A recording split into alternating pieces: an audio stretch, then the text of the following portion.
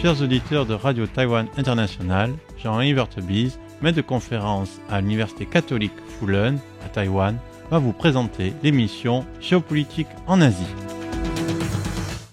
Chers auditeurs de Radio Taïwan International, RTI, bonjour pour ce deuxième podcast sur les relations économiques, commerciales entre la Chine et l'Europe, liées au dernier sommet commercial de fin juillet à Pékin. Donc on a dans le premier podcast, on a expliqué un peu la situation de ce sommet qui devait se tenir à Bruxelles et finalement a été délocalisé à Pékin pour avoir la chance de rencontrer peut-être Xi Jinping. On a dit que aujourd'hui l'Europe se situe face à la Chine et en même temps face à la pression américaine des États-Unis. L'Europe est vraiment prise entre le double marteau et l'enclume. Je veux dire, soit le marteau des États-Unis, l'enclume de la Chine, et elle, c'est le petit clou au milieu, et c'est extrêmement difficile pour elle de s'en sortir.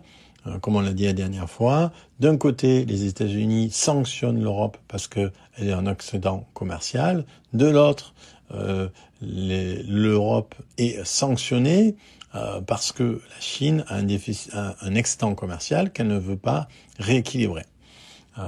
Et donc on a dit il y a plusieurs points de friction entre la Chine et l'Europe, l'alignement chinois envers la Russie, les limitations de l'exportation des terres rares, le problème du matériel médical, tout ça c'est ce dont on a parlé la dernière fois. Aujourd'hui, on va développer et parler de ce dernier point de friction récurrent, qui est celui des surcapacités.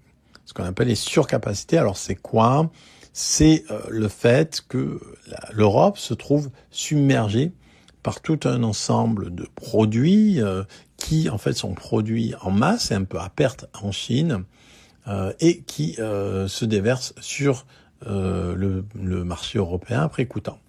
Donc début juillet, la présidente de la Commission européenne, Ursula von der Leyen, avait accusé au Parlement européen Pékin d'opérer en dehors des règles internationales et d'inonder les marchés mondiaux de, donc je cite, surcapacité subventionnée non seulement pour stimuler ses propres industries, mais aussi pour étouffer la concurrence internationale. Donc c'est ça qu'on appelle surcapacité, c'est-à-dire le fait que la Chine subventionne ses entreprises pour produire dans une masse, avec une masse telle, parce qu'elle peut, du point de vue de l'espace, du point de vue de la démographie, la Chine a pour elle la quantité, et donc cette quantité permet de baisser les prix, et donc permet de tuer toute concurrence. On l'a vu notamment pour les panneaux solaires, on est en train de le voir avec les voitures électriques.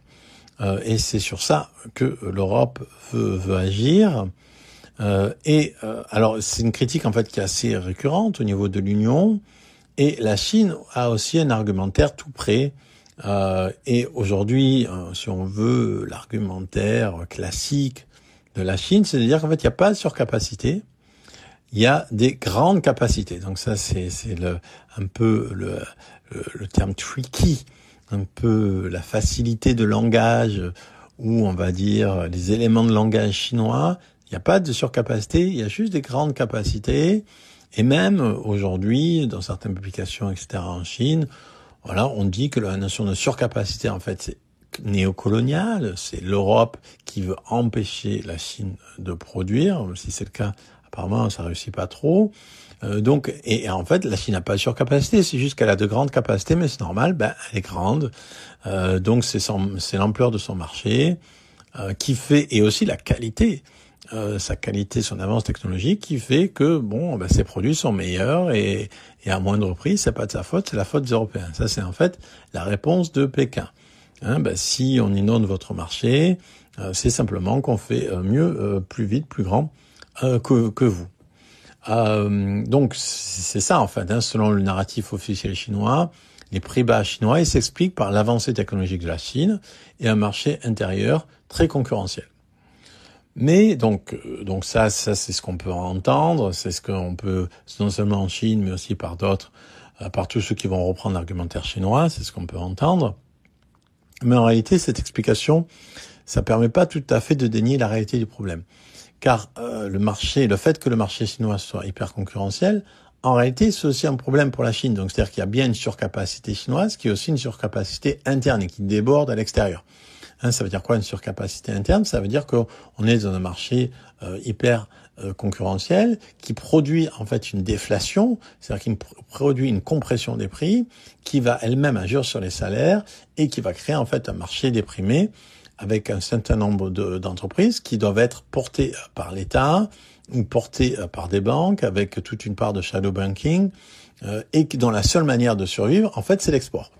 Et on se retrouve avec cette situation-là. Donc, il y a bien un véritable problème qui est à l'origine de ça, et c'est pas simplement juste un problème de grande capacité. Il y a quelque chose aussi qui est structurel et qui est lié à l'économie chinoise et qui est d'autant plus difficile à changer. Et donc, voilà, comme un exemple de peut-être cette mauvaise foi, mais bon, de cette parole rituelle, le porte-parole du ministère des Affaires étrangères, Ma Huning, il déclarait le 9 juillet que la surcapacité ne devait pas être mesurée uniquement par la production ou les exportations, sinon les avions Airbus et les automobiles allemandes ne devraient-ils pas également être comptabilisés pour surcapacité? Alors évidemment, c'est de mauvaise foi parce que là, dans ce discours-là, il dit ce que vous appelez surcapacité, c'est juste des exportations. Ben non, on peut pas dire que les avions Airbus sont en surcapacité.